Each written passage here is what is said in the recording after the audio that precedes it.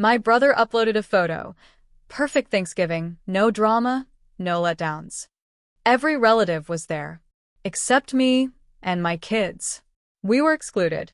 I liked it and commented, "Gorgeous. By the way, that house you're in? It's mine. Enjoy Thanksgiving. It goes on the market December 2nd. Post gone in 4 minutes. 97 missed calls in 20 minutes. Can you imagine seeing your entire family gathered for Thanksgiving? All smiles, all thankful for the real ones. And realizing it's happening in your house, the one you pay for, while you and your kids were explicitly uninvited. What would you do when that betrayal hits you like a punch to the gut? I'm Henry, 42, a dentist here in Columbus, Ohio.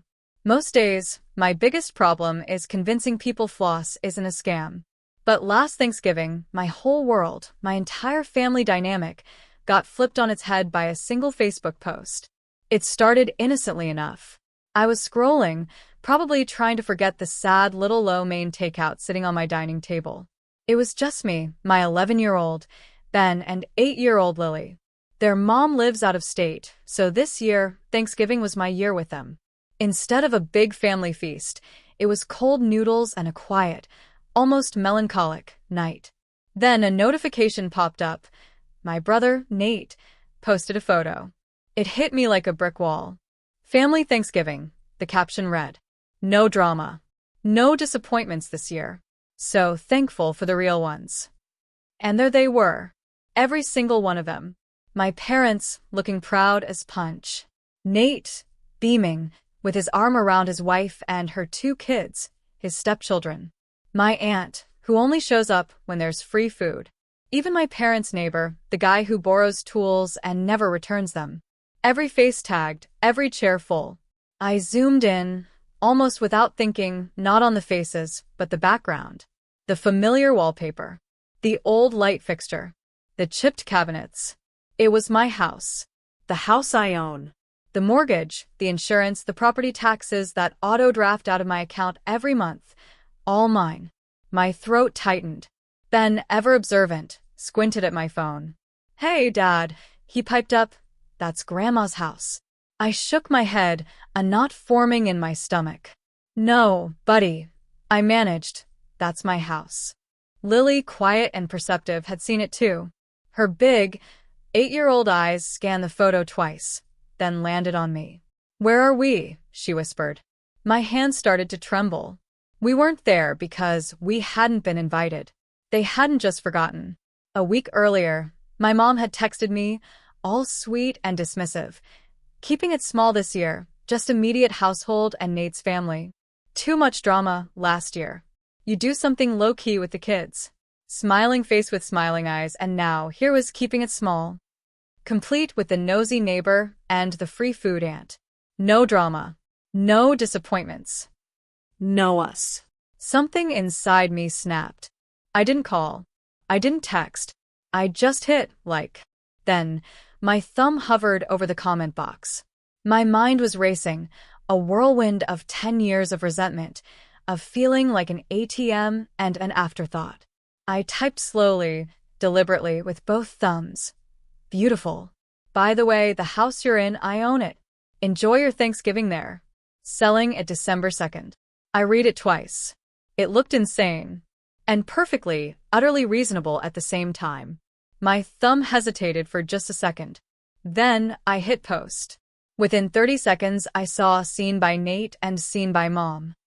4 minutes later, the entire post vanished. Gone. 20 minutes after that, my phone began to vibrate like a jackhammer. A fire alarm. By the time I turned the ringer off, I'd counted 97 missed calls. See, I'm the family ATM. It started small, like these things always do. My parents never had a lot. My dad worked at a factory that eventually closed. My mom bounced between part-time jobs. They weren't lazy, but they were always one bill behind. When I got into dental school, they were so proud, bragging about Dr. Parker. What they never mentioned was the crushing student debt I'd drag into middle age. Right after residency, the calls started. First, they were 3 months behind on their mortgage.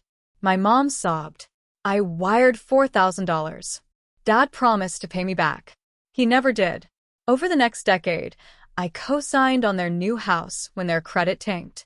I covered a $7,200 HVAC replacement. I paid off Nate's $3,500 emergency credit card debt. I added them to my cell phone plan because, oh, honey, the landline is so expensive. I started sending them $300 a month just for prescriptions. When that house started falling apart, I bought a nicer place in a better neighborhood, the one in the photo, as an investment. The mortgage is $1,900 a month. They send me $750 when they can. Some months they skip, saying, "It's tight right now. We'll catch up." They almost never did. And Nate, after his latest business venture crashed, moved in, and has been there for 2 years. On paper, they were my tenants. In reality, I was their safety net. The weird part? I could have lived with that. What I couldn't live with was how they treated my kids. When Ben was born, my mom posted, "Our first grandson. Sweet, excited. Red heart, red heart, red heart." When Lily was born, the caption was, "Another one, LOL. Just another one. No name. No hearts." I tried to laugh it off, but patterns emerged. At Christmas, Nate's stepkids got iPads from Nana and Grandpa. My kids? A clearance bin board game and a pack of socks. The group chat was daily updates about stepkid soccer goals and school plays. My kids were just a casual. Tell them we said hi. Last Christmas was the worst. We were at my house because Mom insisted. Christmas is at Grandma's. That's how it's always been. Lily had spent 3 days drawing a picture of the house with Christmas lights, all of us holding hands. She handed it to my mom, cheeks pink with pride. My mom glanced at it. "Oh, that's nice, honey," and immediately turned back to the stove. She left it on the counter, next to a wet glass ring. 10 minutes later, Nate's oldest gave her a scented candle from Target. My mom gushed over it like it was a diamond necklace. Lily's drawing ended up under a pile of junk mail. That night, my kids slept on an air mattress in the den, while Nate's stepkids had the guest room because they're here full-time. Full-time in the house I own, I thought. I still said nothing. I kept telling myself, they're old. They don't realize. It's not on purpose. Then came the keeping it small text. Then the Facebook post. No drama. No disappointments. No us. After I posted that comment, I put my phone face down on the coffee table. "Who wants more noodles?" I asked, trying to sound normal. Ben gave me a look. "Dad, are we in trouble with Grandma?" "No," I said. "If anyone's in trouble, it's the people eating food in my kitchen." He snorted, surprised. Lily leaned against my arm. "Are we going there?" she asked. "No," I said. "We're staying home." That decision felt bigger than it sounded. When the kids went to their rooms, I picked my phone back up. A text from my mom flashed first. "Henry, what on earth is this comment? You don't put family business on Facebook. Call me." Then Nate. "Dude, delete that. You're making us look bad. It was just a joke." Then a voicemail from my mother, her voice tight with artificial calm. "Henry, this is your mother. That house is our home. I don't know what possessed you to threaten us online, but this is not funny. You cannot just sell the house because your feelings are hurt. Call me back right now, and we will talk this out. I am so disappointed in you." Disappointed in me? I set the phone down before I said something I couldn't unsay. Then I went to my laptop. I didn't make a pros and cons list. I didn't ask myself what a good son would do. I just opened my email and typed Cheryl Realtor into the search bar. I hit call. She picked up, cheerful. "Hey, Dr. Parker, happy Thanksgiving." "Hey, Cheryl," I said, my voice flat. "Sorry to bug you on a holiday. I need to sell a house." She laughed, then heard my tone. "Okay, which one?" "The Oak Ridge property." A pause. "The one your parents live in?" "That's the one," I confirmed. "I want it listed December 2nd, if possible." "That's in a week," she exclaimed. "We can start the paperwork. You'll need to give your tenants notice." "I will," I said. "Just get the ball rolling. Use the old listing photos for now." Whatever you need. We talked numbers. The market was decent. I'd walk away with a good chunk after paying off the mortgage. When I hung up, my call log showed 30 more missed calls. Next, I logged into my bank account. I canceled the automatic transfer that covered my parents' phone bill. I canceled the $300 monthly help with prescriptions deposit. Then, I opened the savings account labeled Family Emergencies with $15,000 in it. In my head, that money had always been for them. Roof repairs, medical bills, whatever. I transferred every cent into a new account, labeled Ben and Lily. There. One clean financial line in the sand. I closed the laptop and finally exhaled. It didn't feel good in the traditional sense. It felt solid. They didn't wait long. At 9 a.m. the next morning, someone started pounding on my door like the house was on fire. I opened it a crack. My parents stood there, coats unzipped. Nate, arms crossed, loomed behind them.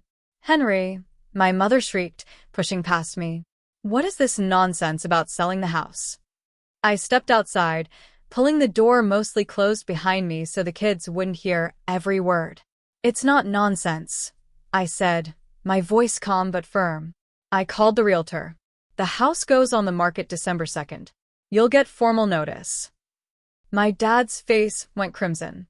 "You can't do that." "I can," I replied. "My name is on the deed." Mom's voice went up an octave. "We are your parents. That is our home. We have lived there for 5 years. You bought it for us." "I bought it as a rental property," I corrected, keeping my tone level. "I let you live there at a discount. I've been covering the difference, the taxes, and your bills on top of that. And yesterday, I watched you host a Thanksgiving for the real ones in my house while my kids ate Chinese takeout with me in a rental." Nate rolled his eyes. "This is about Facebook? You're nuking everything over a caption?" "It's not just a caption," I said, my voice rising slightly. "It's how you actually feel. You just finally wrote it down." Mom waved a dismissive hand. "Oh, for heaven's sake. It was a joke. A silly joke." "A joke," I countered, "is turkey coma or so much pie. Send help. Calling a holiday no disappointments when your son and his kids weren't invited? That's not a joke. That's a message." Dad jabbed a finger at me. "We're your blood. You don't throw your blood out on the street because you're sulking." "You're not on the street," I said, crossing my arms. "You'll have 60 days. I'm not raising your rent. I'm not charging you for January. I am simply ending a financial arrangement that has never been acknowledged or appreciated." My mom's eyes filled with tears. "We did everything for you. We sacrificed so much so you could be a dentist." "I appreciate that," I said. "That's why I've spent 10 years making sure you never missed a payment. But you don't get to erase my kids and still expect my money." Nate finally jumped in. "What did we do to your kids, Henry? Seriously, no one yelled at them. No one hit them. We just had dinner. You weren't even here." "That's the point," I shouted, the calm finally cracking. "You had a family Thanksgiving in my house. You invited neighbors and an aunt who complains about everything, but not us. And then you labeled it no drama, no disappointments." "My son saw that, Nate. My daughter saw that." Mom shook her head. "Children are resilient. You're making a big deal out of nothing." "My daughter spent last night asking why Grandma didn't want her there," I said, my voice dropping, heavy with emotion. "That's not nothing." My dad snorted. "Kids bounce back. That's what they do. We're talking about a roof over our heads. And I'm talking about a roof over their hearts," I said, meeting his gaze. "I'm not going to keep paying for a stage where they get treated like extras." Nate shifted tactics. Okay. How about this? We start paying full rent. Market rate. I'll get a roommate, whatever. Mom and Dad will give you more too. You keep the house, we stay, and you stop acting like Mom's Facebook post killed your kids." He looked proud of himself, like he'd found the magic compromise. A year ago, that would have worked. Now, it just sounded like what it was, a bribe to stay in control. "It's not about the money anymore," I said. "I'm selling the house. You will need to find somewhere else to live." I'm not your backup bank. I'm not your landlord. I'm just your son, and you don't seem very interested in that version of me. There was a long silence. Mom finally whispered, "You're going to regret this when we're gone." I swallowed hard. "Maybe," I said. "But I already regret sitting at my own table, explaining to my kids why they weren't good enough for yours." I stepped backward toward the door. "You'll get the notice in writing," I said. "I won't argue about this anymore." And I shut the door. I stood there, hand on the knob, listening. Their voices, muffled but clear through the wood. My mother crying. My dad swearing. Nate saying, "We'll see about this. He can't just." Ben's bedroom door creaked open. He peeked out, small and worried. "Is Grandma mad?" "Yeah," I said, my voice softer than I intended. "She's really mad." He hesitated. "Are you in trouble?" I thought about it. "No," I said, a deep breath escaping me. "Not this time." The written notice made it real. That night, I typed up a letter. No discussion, no argument, just facts. I printed it, put it in an envelope, drove over, and slid it through their mail slot. An hour later, my mom texted, "I cannot believe you put that in writing. You are making us homeless over your ego. I am ashamed to call you my son." I stared at it for a while, then put my phone down. A little later, my cousin Dana called. "Okay," she said, without preamble. "What happened? You saw the post?" I asked. "Yep," she said. "Saw it." "Saw your comment. Went to show my husband, and it was gone." Aunt Carol's group chat is on fire, by the way. I rubbed my eyes. Yeah, they threw a no disappointments Thanksgiving in my house and didn't invite me or the kids. So, I decided they can find a new house for next year. Dana was quiet for a second. "I'm supposed to talk you down right now," she said. "But I can't. It's been messed up for a long time." I blinked. "You noticed?" "Henry," she said gently. "We all noticed. The way your mom talks about Nate's stepkids like they're royalty and sometimes forgets your kids' birthdays? It's gross. We just figured you were okay with it since you kept paying for everything." I wasn't okay, I admitted. I was just hoping they'd grow out of it. "Well, they didn't," she said. "I'm proud of you, even if everyone else is calling you the Grinch in the family chat." I snorted. "That tracks." "Hey," she added, "if your parents end up needing help finding a place, they can call me. But don't you dare feel guilty for not being their landlord anymore. You've done your time." After we hung up, I went to check on the kids. Lily was drawing at the kitchen table. She had drawn our tiny rental's living room this time. Couch, TV, the three of us. No grandparents, no cousins. Just us. "What's your drawing?" I asked. "Home," she said. That word hit harder than anything my mother had said. The next few weeks were a lesson in how quickly people can rewrite a story. My parents told anyone who would listen that I'd kicked them out before Christmas for one little mistake. Nate texted me screen recordings of apartments he could never afford, writing, "This is what you're doing to your parents." I answered exactly once. "You are adults. You can all work. You can all apply for apartments. I will not discuss the sale of the house again." He replied, "Wow, stone cold," and a few other things I didn't open.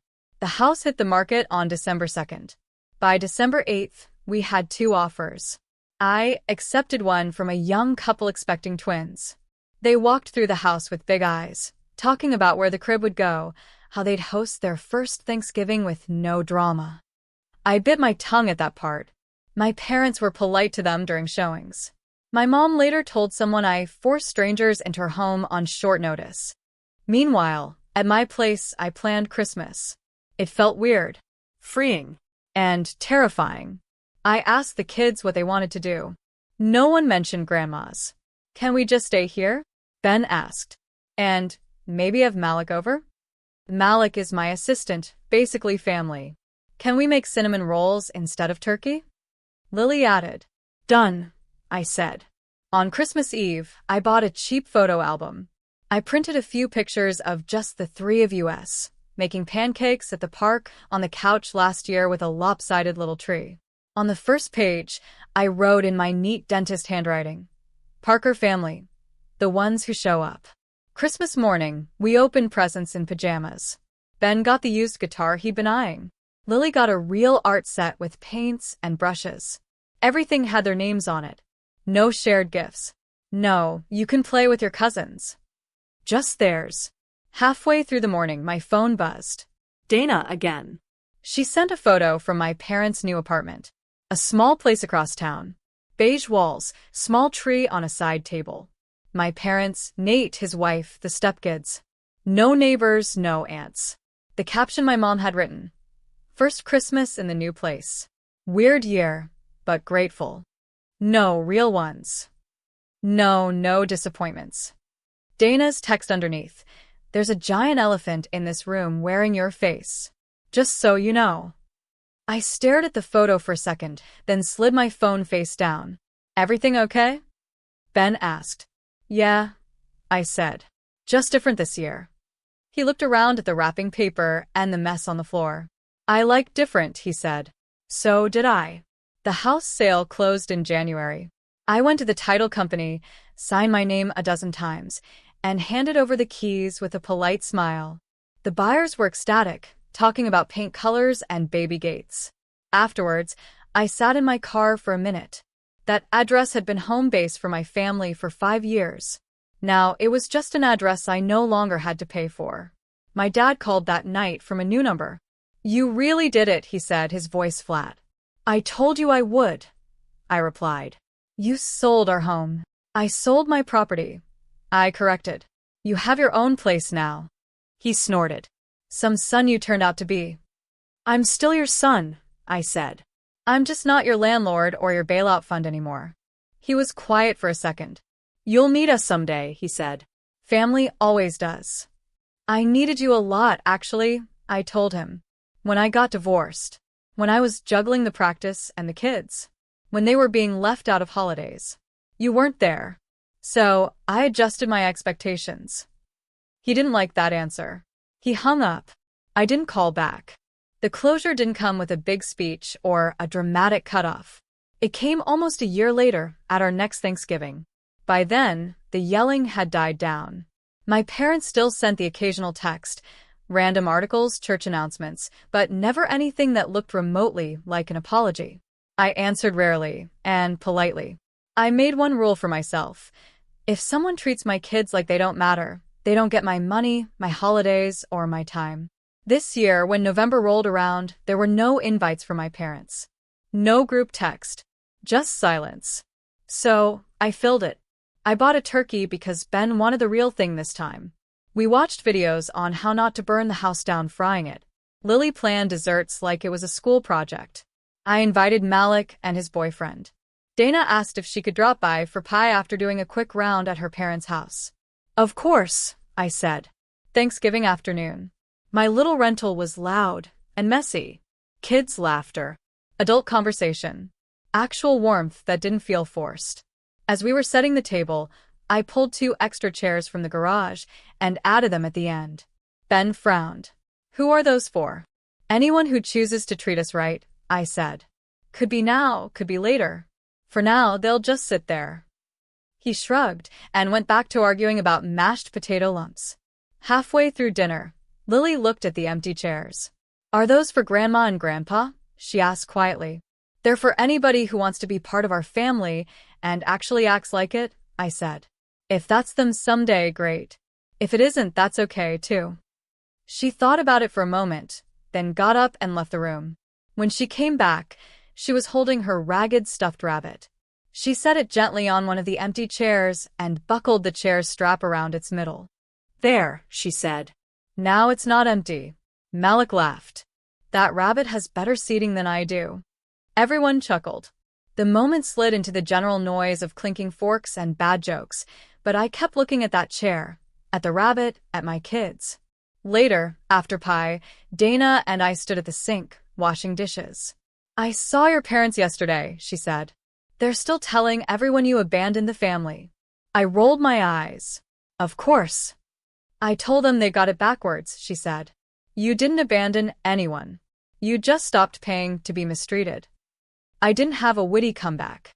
I just looked out into the living room where Ben was trying to teach Lily a card game. Both of them laughing, completely at ease in a house that finally felt like their home. For years, I'd let my parents treat me like a walking wallet and my kids like background noise. This time the bill came to me, and I finally said no. No yelling. No big speech. Just one comment on a Facebook post, a call to a realtor, and a few clicks in my bank account. And a simple sentence I keep repeating when the guilt creeps in: I won't fund a family my kids don't belong to. That's the drama-free, no disappointments rule I can actually live by. What do you think? Was I too harsh, or did I do the right thing for my kids? I really want to hear your thoughts in the comments below.